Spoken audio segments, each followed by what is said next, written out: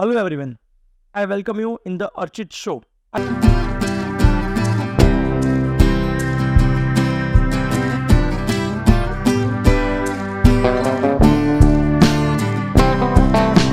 आज जो हमारे गेस्ट है डॉक्टर आदिति, वो डेंटिस्ट, उनको 15 साल का एक्सपीरियंस है, जिन्होंने आज से 13 साल पहले अपने खुद की firm known as the Denta Zone, एक बहुत ही वेल नोन कंपनी है मुंबई के अंदर, वो भी हमने खुद ने एस्टेब्लिश की थी।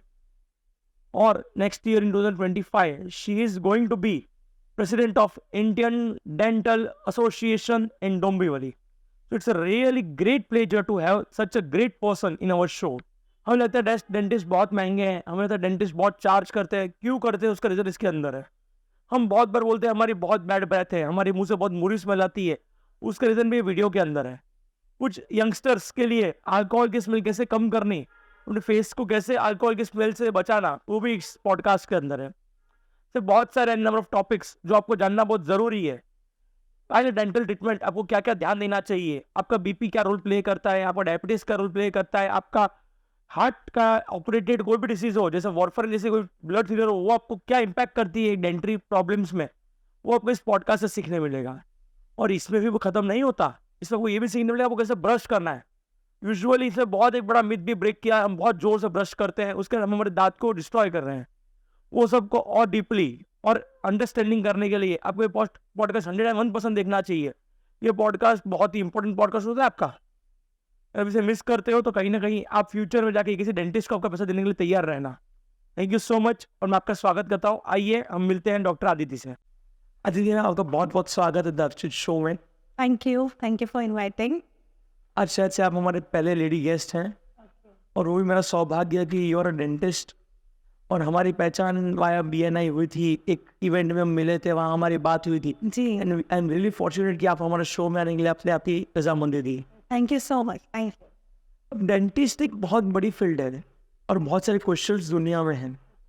कुछ क्वेश्चंस मैंने अपने दोस्तों के, कुछ मेरे और कुछ अपने आजू बाजू के लोगों के क्वेश्चंस जमा करके तो आप शायद पूछेंगे। श्योर। तो पहला क्वेश्चन तो यही होगा कि आप आपके थोड़ा शॉर्ट इंट्रो दीजिए कि आप कितने साल से प्रैक्टिस कर रहे हैं in dentist field, as well as आपका क्या क्या अचीवमेंट्स है आपकी लाइफ के अंदर, जिससे जो आपको देख रहे हैं हमारे दर्शक, उनको एक आइडिया मिले आपके बारे में। हेलो, मैं डॉक्टर अदिति महारे। मैं 2009 में पास आउट हुई डेंटिस्ट्री और 2011 से मेरी खुद की प्रैक्टिस है। So it's been a very beautiful journey since I started. मैं जो हूँ सिर्फ डेंटिस्ट्री तो करती ही हूँ, इसके अलावा मैं एक डेंटल प्रैक्टिस मैनेजमेंट कोच भी हूँ। कहने में जो नए डेंटिस्ट है उनको कोचिंग भी देते हूँ कि आपका स्टाफ कैसा रहना चाहिए, आपके सिस्टम्स प्रोटोकॉल्स कैसे होने चाहिए क्लिनिक में। तो ये सारी चीज़ें डेंटिस्ट्री के साथ मैं करती हूँ। इसी रिगार्डिंग हमारी पहचान भी हुई थी BNI में। जी। तो अब मैं यह जानना चाहूँगा कि आपने इतने सारे करियर्स थे, even there was MBBS, cardiologist होते हैं, न्यूरोलॉजिस्ट होते हैं, जी। डेंटिस्ट होते हैं, फिजियोथेरेपिस्ट होते हैं। जी। तो आपको डेंटिस्ट में ऐसा क्या, मतलब क्या आपको इसमें इतना अच्छा लगा कि you choose the dentist as your profession? So first of all जो है 12th के बाद हम लोग CET एग्ज़ाम देते हैं। हमारे टाइम में CET एग्ज़ाम होती है। तो CET एग्ज़ाम देने के बाद हमें ऑप्शंस में नॉर्मली सब हमारा कोशिश रहता है कि हम लोगों को MBBS मिले। Okay, but by God's grace और we can say luck, I didn't get MBBS. I was aiming for MBBS, but then I got dentistry, BDS मिला। तो आई थॉट कि BDS is such a beautiful field कि हम एक specific field हो जाता है। MBBS एटलीस्ट जनरल बॉडी है, पर जो डेंटिस्ट्री आ जाता है तो I know already I am into some specific field में स्पेशलिस्ट ही हो जाती हूँ दांतों। तो मैंने चूज़ किया BDS और I am happy with that. Definitely, because dentistry आज भी ऐसा कहा जाता है, हम लोग लेमन लैंग्वेज में बोलते हैं कि सबसे ज़्यादा पैसे वाला प्रोफेशन डेंटिस्ट ही होता है, ऐसा बोला जाता है। जी, ऐसा मानना है पब्लिक का, पर देखिए कैसे है कि हमारे चार्जेस क्यों ज़्यादा होते हैं, क्योंकि हमारी इन्वेंट्री ज़्यादा है। ये जो हमारा ऐसे नहीं है डेंटिस्ट में कि सिर्फ एक बेड लगा दें चेकअप का और एक कुर्सी लगा दें और हो गया, ऐसे तो नहीं है।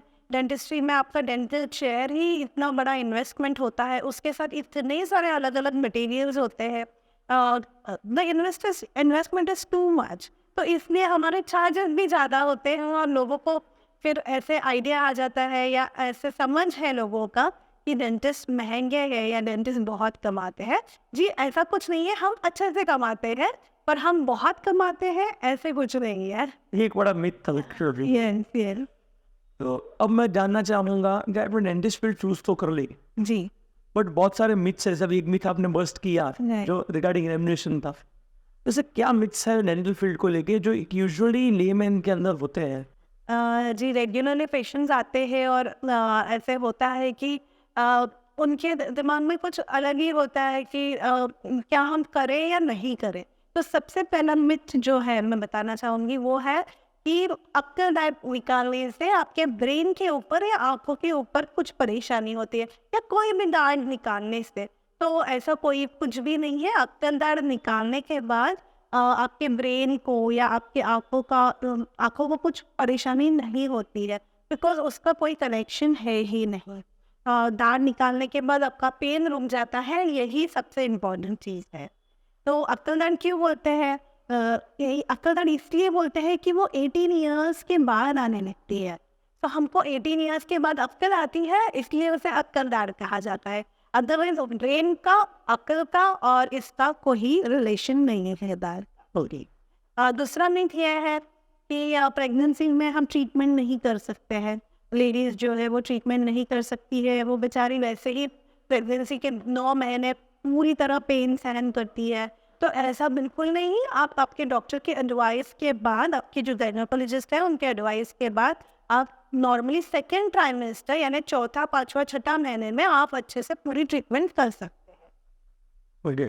ये बहुत बड़े मिथ्स थे जो यूजुअली इंसान के दिमाग में होते हैं। जी डेंटल फील्ड को लेके एक बड़ा मिथ ये भी होता है कि कुछ तिल का तेल हो गया या even there are so many practices जो बोलते हैं ना हमारे पूर्वजों या द ग्रेट ग्रैंडफादर, वो टाइम पे होता, वो टाइम पे इतनी सिस्टम नहीं थी। आज मेडिकल साइंस ने डेवलप किया है, आज there are doctors in every cities. उस टाइम पे ऐसा नहीं था।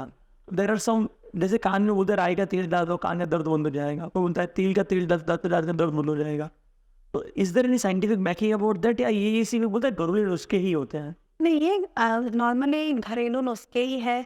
देखिए जो दांत है उसकी नस अगर खराब हो जाए तो वो दर्द होने ही वाला है, इन्फेक्शन होने ही वाला है। तेल, उससे कुछ तेल जो लगेगा या जो भी चीज़ आप लगाओगे उससे सिर्फ टेम्पररी रिलीफ मिलेगा।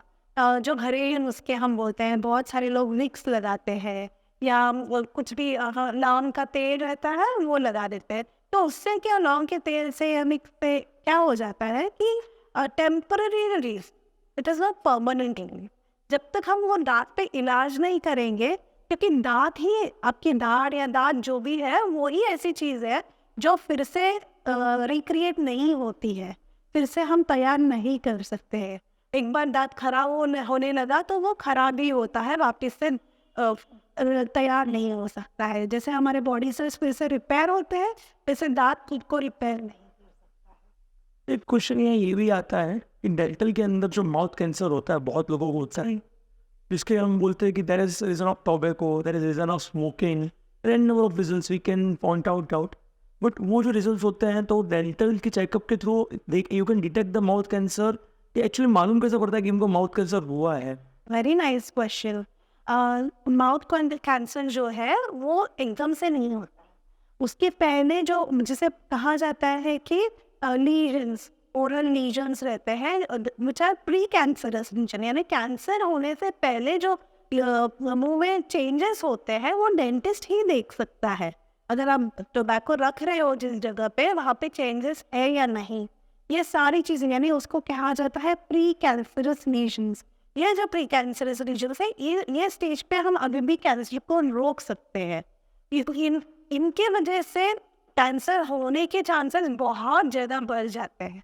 तो डेंटिस्ट ही है जो इन्हें डिटेक्ट कर सकता है और आपको बता सकता है कि ये प्री कैंसरस लीजन्स है, आपके गाल जो है वो बहुत ज़्यादा कड़क हो गए हैं। या बहुत सारे लोगों में जो टोबैको यूजर्स है, अभी नॉर्मली हम जब मुंह खोलेंगे तो हमारे 3 से 3 उंगलियां एटलीस्ट मुंह में जाएंगी, ओके। पर ये जो टोबैको यूजर्स है, अगर आप देखोगे तो उनके गाल जो अंदर के मसल्स है वो बहुत कड़क हो गए हैं। तो नॉर्मली 1 या 2 उंगली ही मुंह खोल सकते हैं वो लोग। तो ये सारी जो चीज़ें हैं वो प्री कैंसरस रीजन, ये टाइट हो गया। बराबर। We can say like that also, अगर आप रेगुलर डेंटल चेकअप करवाते हैं आपकी लाइफ में, तो आप शायद से कैंसर से बच सकते हैं, या आपका जो मुंह का काटना पड़ता है उससे आप बच सकते हो, और you can go with your great life की, उसके बोलते हैं ना, मुंह के पूरे मुंह के साथ जिंदगी जी पाइए। It is not just regular checkup. Regular checkup से ऑफकोर्स हम डिटेक्ट कर सकते हैं कोई चेंजेस। सबसे इम्पोर्टेंट चीज़ है आपका हैबिट छोड़ना। और जब तक आप हैबिट छोड़ोगे नहीं आपकी टोबैको की, तो तब तक हमारे हाथ में कुछ नहीं है। और हम हैबिट कैसे छोड़ सकते हैं? तो हैबिट क्या काउंसलरों के साथ छोड़ सकते हैं? हमें लगता है कि मैं आज के आज छोड़ दूंगा। बहुत सारे लोग ऐसे आते हैं और मैं बताती हूँ कि आपको ये प्री कैंसरस लीजन है और आपको छोड़ना पड़ेगा। बहुत सारे लोग वैसे ही बोलते हैं कि नहीं, आपने बताया तो मैं आज के आज छोड़ दूंगा, पर वैसे होता नहीं है। 2-3 दिन छोड़ते हैं, 1 हफ्ता छोड़ते हैं, और नेक्स्ट हफ्ते इमीडिएटली उतने ही तरीके से वो वापस से टोबैको खाने लगते हैं, चिप करने लगते हैं। तो जो आपको प्रिवेंशन मेजर लेना है कि काउंसलिंग होना चाहिए, फैमिली का सपोर्ट होना चाहिए कि ये छोड़ रहा है, इसको इरिटेशन होने वाला है छोड़ते समय, because it is a type of addiction. आप कुछ भी कहो, tobacco is a type of addiction, और एडिक्शन जो है उसे प्रॉपर इलाज करना ही होगा, राइट? एडिक्शन ऐसे ही नहीं छूटने वाला है कि मैं छोड़ दूंगी और छूट जाएगा। It is not like, you need help. तो how do you need help? आप काउंसलर्स का हेल्प ले सकते हो, आप साइकेट्रिस्ट का हेल्प ले सकते हो, जो एक्चुअली मेडिसिन देते हैं ये टोबैको छोड़ने में। तो there are so many options available. सिर्फ ये है कि हमें साइकेट्रिस्ट के पास जाने को डर लगता है, या यू नो टाइम हो कि मैं साइकेट्रिस्ट के पास क्यों जाऊँ, मुझे तो कोई इश्यू नहीं है, बस simply tobacco is an addiction, so you should go and you should take help and advice from people who can help you, stay away from it. आप That's it. दूर रख सकते हैं ये सारी चीज़ें। ये एक्चुअली एक चीज़ बहुत सुनने में आती है कि कुछ गम्स है, particularly we will not take the names of the company, कुछ ये लोग गम्स बनाते हैं कि आपको गम च्यू करो आपकी आदत छूट जाएगी। Does it makes that one sense कि उससे आदत छूट जाती है? It is one of the aid which helps you in एक एड है, यानी ये सहायक पार्ट है जो हेल्प करता है आपको हैबिट छोड़ने में, है ना? जब बहुत ज़्यादा आपको ऐसे लगता है कि नहीं मुझे खाना ही है, काम नहीं हो रहा है, तो तब आप उसको चेक कर सकते हैं। पर क्या ये ठीक है? तो मैं बोलूँगी कि एक समय तो ठीक है, पर ये रेगुलर होना, वापस यूज़ करना, टोबैको च्युइंग गम्स जो है, टोबैको छोड़ने के लिए जो च्युइंग गम्स बने हैं, दैट इज़ नॉट गुड। आपको हेल्प लेना ज़रूरी है। इसकी आदत नहीं बननी, इसी का नशा ना बन जाए कहीं। Yes, exactly, exactly. एक अभी बात ये भी आती है कि जब आप डेंटल फील्ड चूज करते हैं, तो डेंटल फील्ड के अंदर आपको कहीं ज़्यादा स्टेज पे आप you're nearest to the patient, Right, क्योंकि बाकी सब फील्ड इवन MBBS डॉक्टर और कार्डियोलॉजिस्ट जो भी है, उनको उनका नियरेस्ट पार्ट तब आएगा जब वो ऑपरेट स्टेज तक पहुँचेंगे। right. बट आपको तो दिल्ली ऑपरेट करना है, Yes, तो how do you maintain your hygiene, क्योंकि उसके अंदर आपको कहीं कोई बीमारी ना आ जाए। exactly, exactly. तो अभी तो कोरोना आ गया था, और हमारे लिए corona was such a difficult time, because हम पेशेंट के मुंह में ही काम करते हैं, पेशेंट सांस लेता है नाक के पास। तो ये सारी चीज़ें हैं जो हम रेगुलरली, सर्दी खांसी, ये जो सारी चीज़ें हैं होने चांसेस रहते हैं डेंटिस्ट को। तो हम क्या क्या प्रोटोकॉल्स फॉर्म करेंगे कि सबसे पहले मास्क पहनना ज़रूरी है, और ऐसा नहीं है कि सिर्फ डेंटिस्ट मास्क पहनेगा, जो आपके सराउंडिंग स्टाफ है उन्होंने भी मास्क पहनना चाहिए, उन्होंने भी ग्लोव्स पहनने चाहिए। तो ये प्रोटोकॉल आपके क्लिनिक में फिक्स होना चाहिए कि आप तो पहन ही रहे हो डेंटिस्ट करके, पर आपका स्टाफ भी वही हाइजीन मेंटेन कर रहा है। उसके अलावा आपके एटमॉस्फेयर जो आपका क्लिनिक है वो ओपन एयर है या नहीं, यानी उसमें हवा अच्छे से आ रही है जा रही है, ये देखना ज़रूरी है। उसके बाद अभी फिलहाल जो है, अब हमने कोविड में देखा कि बहुत सारे अच्छे फेस शील्ड्स आए। तो face shields are so important, क्योंकि पानी जो है सलाइवा के साथ उड़ता है जब हम काम करते हैं मशीन से, because machine has air and water. तो जब हम काम करते हैं वो बाउंस होके हमारे स्पेक्स पे या हमारे स्टाफ के स्पेक्स पे, चेहरे पे आता है। तो उस तभी हम लोग जो अपने मास्क है या जो अपने स्किन्स है वो पहनना बहुत ज़रूरी है।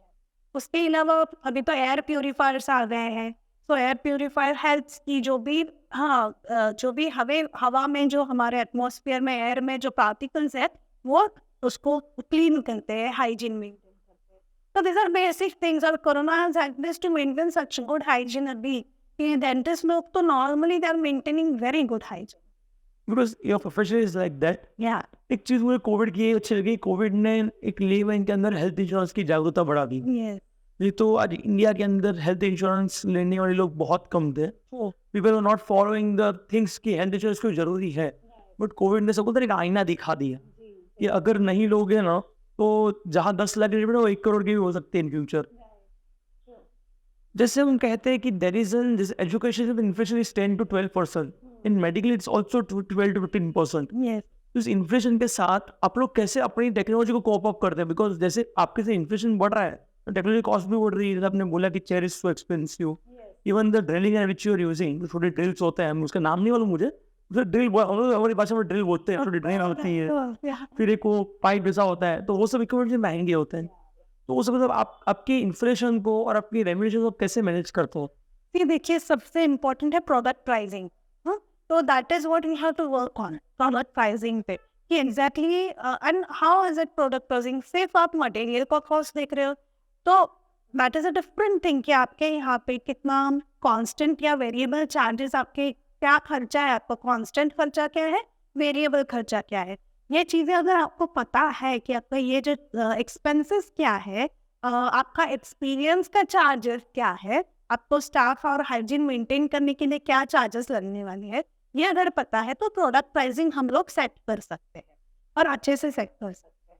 अनदर थिंग इज सबसे important what I feel is, जैसे आपने बोला कि लोगों को लगता है कि डेंटिस्ट बहुत पैसे कमाते हैं, तो एटलीस्ट 50 to 60% जो है हमारे वो इन्वेंट्री में जाते हैं।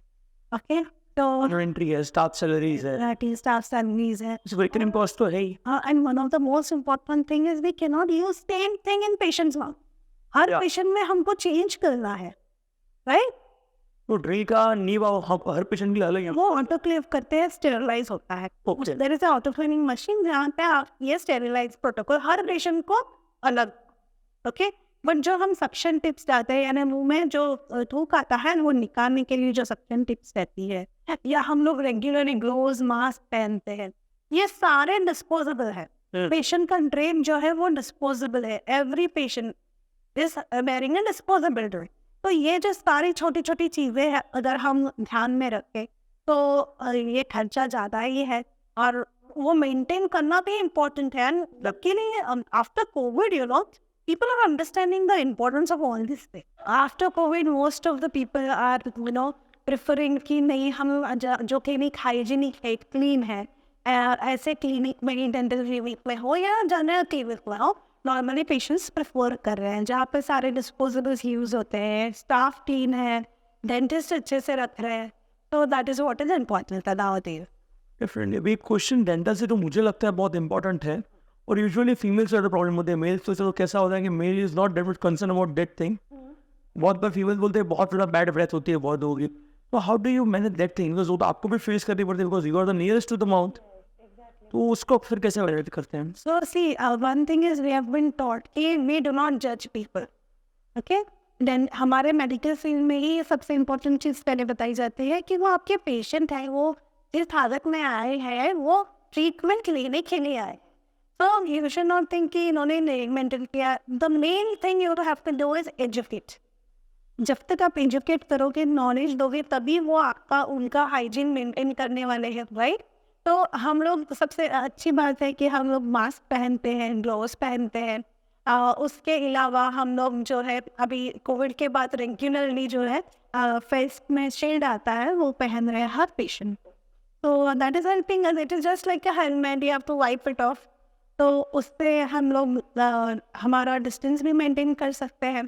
तो ये सारी चीज़ें हेल्प करती है। अब इसके लिए आप टिप्स क्या देना चाहेंगे कि जो अभी हमारा पॉडकास्ट देख रहे हैं? जी bad breath is a very common thing और ये कोई बीमारी नहीं है। It comes with some food, जैसे गार्लिक हो गया, ऑनियन हो गया, अल्कोहल हो गया, दैट कम्स विद इट। तो वो लोग के लिए आप क्या टिप देना है? देखिए पहले हम इसको दो कुछ में डिवाइड करेंगे। एक तो bad breath with garlic, onion like that, और एक बैड ब्रेथ जो हर यंगस्टर चाहता है कि उसको मालूम हो वो है अल्कोहल की, और सिगरेट्स की उसकी स्मेल कैसे निकाले, तो घर के माँ बाप बहुत पीटते हैं देख के पीने के बाद, तो उससे बचने के लिए बहुत लोग ये क्वेश्चन रहता है। जी पहला क्वेश्चन हम ये देखेंगे कि ऑनियन, गार्लिक और जो भी ऐसे फूड्स है जिसके बहुत ज़्यादा एक बैड ब्रेथ होती है, उसको कैसे हमें कंट्रोल करना चाहिए? देखिए हम इंडियंस हैं, हमें फूड खाना अच्छा लगता है और नॉर्मली हमारे फूड में रेगुलरली ये सारी चीज़ें जो आपने मेंशन की है वो रहती ही है डेली। ओके, तो आप इंडियन कैसे कर सकते हो? सिंपल है कि आपको ब्रशिंग अच्छे से करना है। तो मॉर्निंग में आप तो ब्रशिंग करते ही हो, पर उसके अलावा night brushing is very important. इसके अलावा बीच में जब आप मील लेते हो यानी खाना खाते हो, तो उसके बाद आपको माउथ रिंस करना ज़रूरी है। अगर आप हो सके तो ब्रशिंग भी कीजिए, अगर टाइम नहीं है ऑफिस में हो तो माउथ वॉश से आप क्लीन कर सकते हो। रिल्स मतलब गार्गल? रिंस करना यानी कुल्ला करना, जो gargle। गार्गलिंग करना, ओके, ये जो उसको हमें रिल्स करके फ्लो करना है। रिंस यस फिर एग्जैक्टली। कितने सेकंड मुंह में पानी लेना चाहिए, ये भी बड़ा at least 30 seconds to 30 45 seconds। Seconds आप रोक ओके, सकते हो। जैसे वो हाथ धोना 10 सेकंड इंपॉर्टेंट है, 30 सेकंड मुंह में कुल्ला करना भी इंपॉर्टेंट है। फिर ऑफकोर्स रख सकते हो, अगर अच्छा से करोगे तो व्हाई नॉट। उसके अलावा अनदर चीज़ है, बहुत से लोग दांत क्लीन करते हैं पर अपना टंग क्लीन करना भूल जाते हैं। तो टंग क्लीन करना भी उतना ही ज़रूरी है, because tongue is also helping, खाने में मदद कर रही है टंग भी। तो टंग क्लीन करना भी उतना ही ज़रूरी है, क्योंकि टंग के ऊपर में बहुत सारा बैक्टीरिया जमा होता है अगर आप क्लीन नहीं रख रहे हो तो that is another thing. Definitely. अब मैम सेकंड क्वेश्चन जो बहुत इंपॉर्टेंट यंगस्टरों की पिन पॉइंट है, वो है अल्कोहल और स्मोक करके जब वो घर पे आते हैं वापस, जी तो घर वाले ध्यान से सुनते कि भाई पी के तो नहीं आया, बट हमें बचने की कुछ रास्ते हैं। हाँ, तो अब बचने के तो रास्ते हैं नहीं, पर फिर भी what I can suggest is, देखिए ऑल दिस थिंग्स आर जो भी है वो पर्सन डिसाइड करता है कि हमको क्या करना है, पीना है नहीं पीना है, स्मोक करना है नहीं करना है। तो इंडियंस टू हेल्थी है, वो तो पैकेट के ऊपर एक अच्छा मस्त फोटो देते हैं। दैट इज व्हाट वी और इवन इन अल्कोहल भी बहुत ज्यादा, even movies also today by the censor board they are putting the alcohol is injurious to health, yes but बोलते हैं पीने वाला छोड़ने वाला नहीं है। बट ये चीज होती है कि सिर्फ ऐसी एक फनी वे में उनको ऐसे एडवाइस दे सके तो उनके लिए कुछ बेटर हो गया। सी रेगुलर ड्रिंकर्स उनको इश्यू होने ही वाला है, क्योंकि जो लिवर सिरोसिस होता है यानी जो लीवर खराब होता है, जो रेगुलरली पीते हैं, जो बहुत ज़्यादा पीते हैं अल्कोहल, उनको तो प्रॉब्लम होने ही वाला है स्मेल का। क्योंकि देखिए लीवर खराब हो रहा है तो सिर्फ मुंह से स्मेल नहीं आता है, आपके अंदर के ऑर्गन्स भी खराब हो गए। ओके, तो जो लीवर सिरोसिस है इट इज टिपिकली के मैड गैस, फिशी स्मेल आता है। तो ये सब सारी चीज़ें हैं जो क्रोनिक ड्रिंकर्स है, क्रोनिक रेगुलरली ले ही रहे बहुत सालों से, जिनका लिवर खराब हो गया, तो उनके लिए तो there is no option, you have to stop it.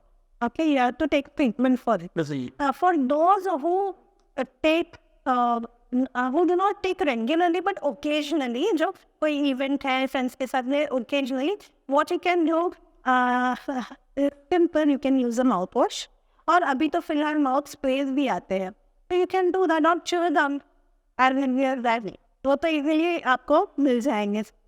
Different, but इस पे मुझे ये भी लगता है कि जो अल्कोहल पीते हैं we are not promoting that, but वो बॉडी के लिए बहुत ज़्यादा हार्मफुल भी होता है। तो हम तो कहेंगे मत पियो, वही बेटर है, बट अगर पीते हो तो संभाल के पियो, डर वाले के लाभ से न पड़ जाए। Yes exactly. आगे बढ़ते हैं। एक क्वेश्चन ये भी बहुत ज़्यादा लोगों के मन में होता है कि डेंटल फील्ड के अंदर बहुत से बोलते हैं ना प्रॉब्लम्स होती है कि डेंटिस्ट उसको क्या देखना चाहिए, बिकॉज आज कैसा हो गया है कि they have more options but the option doesn't mean they have good dentist. Okay, तो उनको डेंटिस्ट के अंदर क्या देखना चाहिए फर्स्ट ऑफ ऑल, बिकॉज कैसा होता है बोलते हैं लड़की के अंदर ही देखो तो ये लड़की 16 गुण संपन्न है, तो वैसा ही एक पेशेंट या एक डॉक्टर के अंदर पेशेंट को क्या देखना चाहिए जिससे उसको आइडिया आ जाए कि ये डॉक्टर के अंदर मुझे फायदा ही होगा। राइट। तो see I respect my professional lot, so what मुझे क्या लगता है कि ऐसा नहीं है कि हर एक डेंटिस्ट खुद के तरीके से कोशिश करता है कि अच्छा ही हो, उसका स्किल लेवल अच्छा ही हो। सो पेशेंट्स लोगों ने क्या देखना चाहिए, तो उनका स्किल देखना चाहिए, और सबसे इम्पोर्टेंट उनकी हाइजीन देखनी चाहिए। ये दो चीज़ें, एक्सपीरियंस और नॉलेज, ये experience, knowledge and hygiene, these are the 4 things which I will tell. Experience भी नया डेंटिस्ट भी रहेगा तो भी उनका हैंडवर्क, उनका स्किल बहुत अच्छा रहता है, तो why not choose new dentist also, and why not choose the experience also. तो totally depends on you. And जो फिफ्थ फैक्टर आता है वो है प्राइसिंग का, कॉस्ट का। तो अगर आपका बजट में कौन सा डेंटिस्ट बैठ रहा है, ये 4 चीज़ें प्लस चार्जेस। तो ये जो आपकी 4 से 5 चीज़ें मैंने जो बताई हैं, उनमें से आपको कौन से टिक ऑफ कर रहे हैं वो आप उनको चूज़ कीजिएगा। देयर आर सम थिंग्स जो डेंटल के अंदर यूजुअली हम लोग सुनते हैं, जी, इसमें से एक है रूट कैनाल, राइट, एक है फिलिंग करके कुछ होता है, एक फिर होता है ब्रेसिस। राइट, और ब्रेसिस के अंदर भी एक्चुअली अभी 2 चीज़ कुछ नई आई है, एक है वो जो स्टिल की दिखती है हाँ, और जो नहीं दिखती, जो बहुत सारे अभी फेसबुक में मार्केटिंग कैंपेन्स चल रहे हैं उसके। विद दैट एक चीज़ ये भी होती है जिसको हम बोलते हैं हम 32 ही बोलते हैं गुजराती में, 32 एक्विजन। Right, so this all things के मतलब इसको एक एक करके हम डीप डाउन कर सकते हैं ज़रूर, क्यों? Please. So root canal treatment क्या होता है? So normally it is the regular treatment जो डेंटल क्लिनिक्स में होता है। तो नॉर्मली हमारे पास पेशेंट कब आते हैं? अब तो इंडिया में पेशेंट कब आते हैं क्लिनिक में? जब उनको पेन होता कर दो है, ओके। अदरवाइज बहुत सारे लोग हैं जो अवॉइड करते हैं डेंटिस्ट के पास जाना, या बोलते हैं ठीक है जब दर्द होगा तब जाएंगे। तो रूट कैनाल ट्रीटमेंट ऐसी चीज़ है जो आपका दर्द कम करती है। आपके दांत को कहीं निकालना नहीं पड़ता है, दांत वही जगह पे रहता है, सिर्फ उसको क्लीन किया जाता है। तो उसके पूरे रूट्स तक आपको दांत क्लीन करके देते हैं डेंटिस्ट। तो इससे क्या होगा, आपका दर्द कम हो जाएगा, दांत निकालने की जरूरत नहीं है और दांत बच भी जाएगा। आप खाना भी वही साइड से अच्छे से खा सकोगे। ये हो गया रूट कैनाल ट्रीटमेंट। उसके अलावा आपने बोला फीलिंग्स, तो क्या आप हर दांत रूट कैनाल जाने दोगे? अगर आपके दांत में सडन है, आप आईने में तो रोज चेहरा देखते हो, उसी तरह बहुत बार हम लोग दांत भी देखते हैं आईने में। तो अगर आपको लग रहा है कि मुझे यहाँ पे ब्लैक स्पॉट आ गया है, तो जल्द से जल्द डेंटिस्ट के पास जाइए। जो है क्या होगा, अगर आपके डॉक्टर ने बताया, डेंटिस्ट ने बताया कि आप ये दांत बच सकता है, क्लीनिंग ही करना पड़ेगा, रूट कैनाल जाने की ज़रूरत नहीं है, तो इट इज़ वेरी गुड कि आपने जो है पेन होने नहीं दिया है दांत को और सडन नहीं होने दी है। उससे आपका दांत भी जिंदा है, यानी आपके दांत की कोई नस निकाल, रूट कैनाल में नस निकाली जाती है, दांत जो हम नर्व्स और ब्लड वेसल्स बोलते हैं वो निकाल दिए जाते हैं, उससे आपको पेन नहीं होता है। पर जब फीलिंग करना है तो ऐसे ऊपर के ऊपर हमें फीलिंग करना है, आपको कहीं दर्द नहीं होने वाला है, आपका दांत भी जिंदा रहने वाला है। तो ये सारी चीज़ें फीलिंग में आती है। और सबसे important cheese, it is pocket friendly, कि आपको रूट कैनाल के बाद आपको नॉर्मली कैप करना पड़ता है बहुत सारी बार, नॉट ऑलवेज बट थोड़े मोस्ट ऑफ द टाइम आपको एक कैप लगाना पड़ता है। पर फीलिंग में ऐसा कुछ नहीं होता है, तो इधर तो डबल खर्चा है, root canal treatment plus cap, और फीलिंग में जैसे तो आपको भरना है दांत, ओके, तो वो खर्चा भी बचता है। तो ये सारे फायदे फीलिंग्स के हैं। आपने थर्ड पॉइंट बोला कि ब्रेसेस, और जो नया लेटेस्ट आया है वो है अलाइनर्स। तो ब्रेसेस जो है वो देखिए हर सब चीज़ों में अलाइनर्स यूज हो सकता है या नहीं, तो फिलहाल ऐसा है कि अलाइनर्स जो डिफ़िकल्ट केसेस है बहुत ज़्यादा, उनमें शायद नहीं हो सकता है, या उसमें फेस ट्रीटमेंट्स लगेंगे, तो वहाँ पे ब्रेसेस ही काम में आते हैं। जो रेगुलर हम तार बिठाते हैं दांतों में, वही काम में आता है। उसमें भी दांत के कलर के भी ब्रेसेस अभी अवेलेबल है, सिर्फ मेटल ही नहीं, दांत के कलर के भी है। और अलाइनर जो है उसका भी बहुत अच्छा फ़ायदा है। जो वर्किंग लोग हैं, टीचर्स है, कॉर्पोरेट्स में काम करते हो, जिनको डेली बेसिस में बात करना है, प्रेजेंटेशन देने हैं, अगर उनको ब्रेसेस लगाए तो शायद अच्छा नहीं लगेगा। तो अलाइनर जो है वो हेल्प करता है। और सबसे इम्पोर्टेंट चीज़ देखिए, नॉर्मली अलाइनर्स अभी फ़िलहाल कौन कर रहे हैं, तो नॉर्मली जो 30s में है, 40s में है, जो कमा रहे हैं, 20s में वो ट्रीटमेंट नहीं कर पाए शायद, हाँ, पर अभी 30s में आ गए, खुद कमा रहे हैं। तो ये जो सारे लोग हैं जो इंडिपेंडेंट हैं और प्रेजेंटेशन देना चाहते हैं, ये सारे लोग अलाइनर्स ले रहे हैं। But yes, aligners is really beautiful treatment. जहाँ पे अलाइनर्स कर सकते हैं वहाँ पे ज़रूर अलाइनर्स कीजिए, और जहाँ पे चीज़ अगर ब्रेसेस से ही करनी है तो आप ब्रेसेस का ऑप्शन चूज कीजिएगा। डेफिनेटली। एक दो इसमें और क्वेश्चन थे, एक तो 32 इंच जो है बोला, हाँ, और दूसरा एक जो आपने कैप की बात की, वो कैप एक्चुअली क्या होता है, उसका बस 2 होता है, एक मेटल कैप होता है सिल्वर कलर का, और एक कुछ अलग ही मेटल कैप होता है, उसका वर्ड मेरे को नहीं मालूम जी, बट वो दांत के कलर का ही कैप होता है, उसके बारे में बताइए। जी देखिए, कैप जो है वो 3 तरीके के होता है।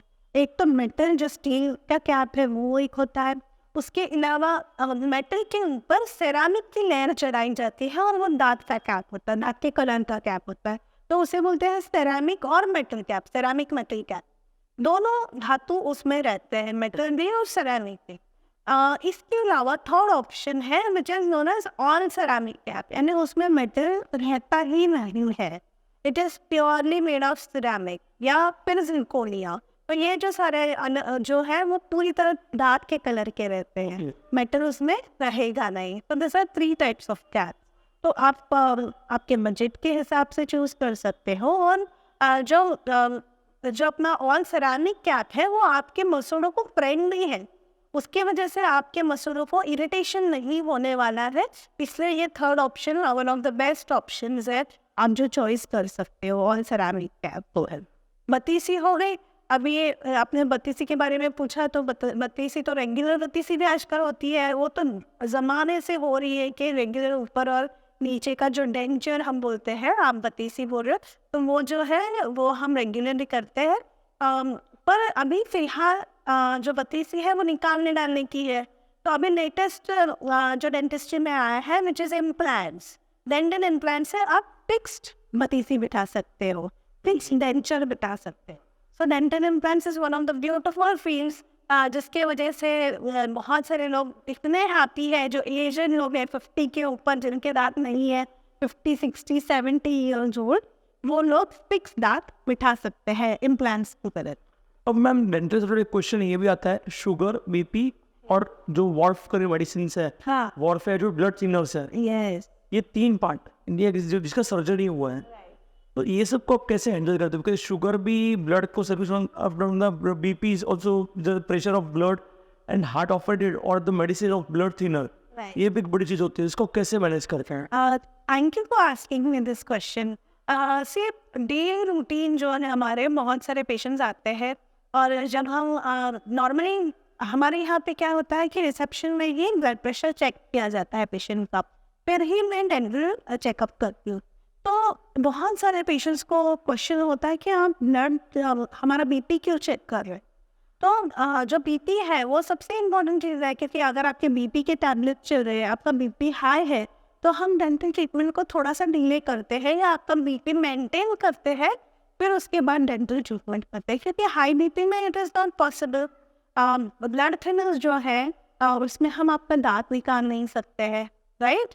तो ब्लड थिनर्स जो है आपके जो फिजिशियन है उनसे उनका कंसेंट लेके हम ब्लड थिनर्स को रोकते हैं, एंड देन हम आगे का ट्रीटमेंट कर सकते हैं। नॉट नेसेसरी कि हर ट्रीटमेंट में ब्लड थिनर्स स्टॉप किया जाए, जैसे रूट कैनाल ट्रीटमेंट्स है यार, इसमें हम ब्लड थिनर्स चालू रख सकते हैं। अगर डॉक्टर ने, फिजिशियन ने कहा है कि कीप इट ऑल, तो हम चालू रखते हैं। पर जहाँ पे दांत निकालना है और ये सारी चीज़ें हैं, तो वहाँ पे हमें ब्लड थिनर स्टॉप करनी होती है।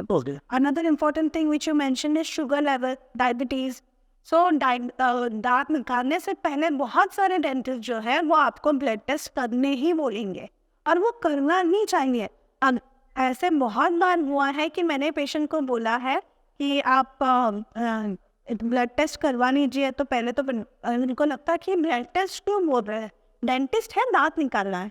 पर आपके जो मसूड़े हैं वो सबसे सबसे पहले रिएक्ट करते हैं। डेंटिस्ट लोगों को सबसे पहले समझ में आता है कि ये पेशेंट को थायराइड हो सकता है, ये पेशेंट को डायबिटीज़ हो सकता है, इसलिए हम लोग आपको ब्लड टेस्ट बोलते हैं। क्योंकि जो शुगर लेवल है उसकी वजह से आपके मसूड़े उनको प्रॉब्लम, इन्फ्लेमेशन हो सकता है, यानी वो लाल दिख सकते हैं, या थोड़ा सूजन मसूड़ों को हो सकता है। ये सारी चीज़ें डायबिटीज़ की वजह से। और थायराइड का तो बता रहे थे, थायराइड है, उसकी वजह से क्या होता है, आपका बोन लेवल कम हो सकता है। और आपको पता है कि जो दांत है वो बोन में ही है, आपकी हड्डी में ही दांत है, राइट? सो हम लोगों को समझ में आता है कि अगर इनमें बोन लॉस क्यों हो रहा है, क्यों दांत हिल रहा है, या मसूड़े और दांतों के बीच में इतनी जगह क्यों बनी है, तो ये सारी चीज़ें आपका मुंह जो है वो आपके पूरे हेल्थ को रिफ्लेक्ट करता है। और डेंटिस्ट जो है एक्चुअली ही और she is the first one जिसको समझ में आ सकता है कि आपको कोई हेल्थ इश्यू है। तो regular dental checkups are as important as health. ये एक क्वेश्चन ये भी था कि बहुत लोग ब्रश बहुत फास्ट करते हैं, बहुत प्रेशर से करते हैं, और कितना टूथपेस्ट यूज़ करना चाहिए? बिकॉज एक बहुत बड़ा बहुत लोग बोलते हैं एक चने के दाने से कम यूज़ करो, कोई बोलता है कि पूरा ब्रश लगा के करो। बहुत लोग तो दांत कैसे घिसे रहे उससे फाइटिंग कर रहे हैं। एक्चुअली दांत घिसने का प्रॉपर वे क्या है? एग्जैक्टली। तो दांत कैसे ब्रश किया करना चाहिए? तो सबसे इम्पोर्टेंट चीज़, जो टूथपेस्ट है वो आप कितना लोगे, तो इट शुड बी, हम बोलते हैं कि पी साइज, यानी जो वाटाना या आपने जो बोला चना, तो वो चने के साइज इतना आपका टूथपेस्ट रहना चाहिए टूथब्रश पे। अभी टूथब्रश जो है वो अलग अलग टाइप्स के इतने सारे टूथब्रश है मार्केट में, तो कौन सा चूज करना चाहिए? और देखिए नॉर्मली ऐसे होता है कि जो ब्रिसल्स रहते हैं टूथब्रश पे जिससे हम ब्रशिंग करते हैं, वो आते हैं hard bristles, medium bristles, soft या एक्स्ट्रा सॉफ्ट। तो मेरा सजेशन यही रहेगा कि ऑलरेडी हम लोग क्या करते हैं, इतना जोर से ब्रशिंग करते हैं, और अगर वही ब्रशिंग आप हार्ड ब्रश से करोगे तो क्या होगा, आपके दांत की जो ऊपर की लेयर रहती है एनामल, वो घिस जाती है। और टिपिकली जो लोग बहुत अच्छे से दांत साफ करना चाहते हैं, आप अगर देखोगे तो उन्होंने खुद के वजह से ही दांत की ऊपर की लेयर निकाल दी हुआ, और उसके बाद सेंसिटिविटी इश्यूज जो है उनको आ गए हैं। तो ब्रश जो है आपको सॉफ्ट या एक्स्ट्रा सॉफ्ट ब्रश ही यूज करना है, भले वो आपको एवरी 3 मंथ्स 4 मंथ्स चेंज करना पड़े, पर इसकी वजह से क्या होगा, एटलीस्ट आपके दांतों आप ऑलरेडी ब्रश जोर से कर रहे हो, जो टिपिकल हम बोलते हैं ना मजाक में कि आप बाथरूम घिस रहे हो। तो इस तरीके से बहुत सारे लोग हैं जो ब्रशिंग करते हैं जोर से, तो उनके लिए यही सलाह रहेगी कि आप सॉफ्ट या एक्स्ट्रा सॉफ्ट टूथब्रश लीजिएगा और उससे ही ब्रशिंग कीजिए। अब चाहिए तो वो ब्रश जो है एवरी 3 मंथ्स चेंज कीजिए, और उससे ही ब्रशिंग करना है, सॉफ्ट या एक्स्ट्रा सॉफ्ट। ओके, तो एक ब्रश को कितने टाइम तक वापरना अच्छा होता है क्लिनिकली? राइट। सो टूथब्रश जो है, मैंने जैसे कहा कि you should change your toothbrush every 3 months, maximum 4 months. 3 से 4 महीने आपको टूथब्रश यूज करना है, उसके बाद नया टूथब्रश लेना है। अनदर इम्पोर्टेंट थिंग इज, अगर आपको कोई बहुत ज़्यादा बीमारी हुई हो या इवन वायरल इन्फेक्शन हुआ हो या जो भी है, कोई इन्फेक्शन हो, बड़ी बीमारी से आप उठे हो, आपको आपका टूथब्रश चेंज करना चाहिए। ओके, सो सबसे इम्पोर्टेंट ये है कि अगर आपको वायरल इन्फेक्शन हुआ है, आप बहुत बीमार थे, बहुत ज़्यादा फीवर था, तो प्लीज़ आप आपका टूथब्रश चेंज कीजिए, और अभी नेक्स्ट टाइम आपका फीवर कम होने के बाद आप नया टूथब्रश यूज़ कीजिए। डेफिनेटली, ये मेरा बहुत बड़ा इंसाइट था कि जो बहुत लोग को नहीं पता होगा। एक लास्ट क्वेश्चन ये भी मैं करना चाहूँगा कि स्पिरिचुअलिटी आपके लिए क्या है? सो सी, डॉक्टर का कोई धर्म नहीं होता, ये मैं मानता हूँ, बट स्पिरिचुअलिटी हर एक की होती है। बिकॉज बिना स्पिरिचुअलिटी आज आप वो आपका प्रोफेशन है ना, या हर कोई अगर दुख होगा तो रोता है, मैम दांत दुख रहा है, मैम ये हो रहा है, वो हो रहा है, तो आप पे एक प्रकार की नेगेटिव वाइब्स बहुत आ जाती है। तो उससे अपने आप को बचाने के लिए या उसके सामने एक प्रोटेक्शन के लिए आप स्पिरिचुअल प्रैक्टिस क्या करते हैं? Do you meditate, do you do any spiritual certain practices, क्या करते हैं आप? तो फॉर मी, मेरे लिए स्पिरिचुअलिटी यानी ह्यूमैनिटी है। तो एज अ डॉक्टर हमें वही सिखाया गया है, you have to be human, you have to be compassionate, और आपके पास एम्पैथी रहनी चाहिए, है ना, पेशेंट का पेन समझना है, वही इम्पोर्टेंट है आपके लिए। सो फॉर मी मेरा स्पिरिचुअल प्रैक्टिस ही, to be very frank, is humanity. या जो मैं डेंटिस्ट्री कर रही हूँ, अगर मेरा जो मैं काम कर रही हूँ वही मेरा स्पिरिचुअलिटी है, तो उसके जैसा कोई चीज़ भी नहीं है। Because I am so happy जब मैं पेशेंट करती हूँ, मेरा कॉन्सेंट्रेशन सिर्फ, it is just like meditation, कि मैं सिर्फ वही चीज़ पे कॉन्सेंट्रेट कर रही हूँ, बाकी दुनिया में क्या चल रहा है आजू बाजू में, मुझे उससे कोई फ़र्क नहीं है। तो that is it's just like meditation जो मैं काम कर रही हूँ वो। अनदर थिंग इज, आप देखिएगा, जो अगर आप पेशेंट आते हैं पेन में, अगर आप अच्छे से उनसे बात करते हैं तो 50% पेन उनका कम हो जाता है। So that is also for me spirituality, that is very important. और जो स्टाफ है, क्या आप आपके स्टाफ को सिर्फ आपके यहाँ पे काम करने वाले लोगों जैसा ट्रीट कर रहे हैं, या वो आपके फ्रेंड्स हैं उनको इक्वल लेवल पे ट्रीट कर रहे हो? ये सारी चीज़ें मेरे लिए स्पिरिचुअलिटी है। मैम, मैं जानता हूँ कि आपको और फिर बिजी शेड्यूल से आपके पेशेंट्स को भी आपने लाइन अप कर रखा है। Thank you so much for providing such a great time. मैं चाहूँगा एक थैंक यू मैसेज या एक शॉर्ट मैसेज जो आप हमारे ऑडियंस को कैमरे देख के बताइए जी, रिगार्डिंग योर प्रैक्टिसेस, उनको क्या ध्यान देना चाहिए, और एक शॉर्ट मैसेज आप हमारे ऑडियंस को दीजिए please. So thank you, Archit, for inviting me on this podcast. I would like to say कि सबसे इम्पोर्टेंट चीज़ जो आप रेगुलर बेसिस पे कर सकते हो आप सब लोग, वो है रात में ब्रशिंग करना. ओके, सो ये क्यों इम्पोर्टेंट है नाइट ब्रशिंग? देखिए, सुबह आप ब्रश करते हो तो आप उसके बाद इमीडिएटली क्या करते हो? चाय पीते हो, कॉफ़ी पीते हो या दूध लेते हो, वो भी शुगर ऐड करके. तो क्या आपका ब्रशिंग क्या हेल्प कर रहा है? सिर्फ दांत क्लीन कर रहा है और इमीडिएटली आप उस पे ऊपर शुगर डाल रहे हो. पर क्या ये रात में दांत, जब आप खाना खाते हो उसके बाद में जो रात में ब्रशिंग करते हो उसके बाद आप सिर्फ सोने वाले हो, यानी जो आपका टूथपेस्ट है, आपका जो क्लीनिंग प्रोसेस है, वो आपके मुंह को, टंग को क्लीन रखने वाला है, बैक्टीरिया कम होने वाले हैं. इसकी वजह से क्या होगा कि आपके दांतों में जो कैविटीज़ है वो कम होंगी.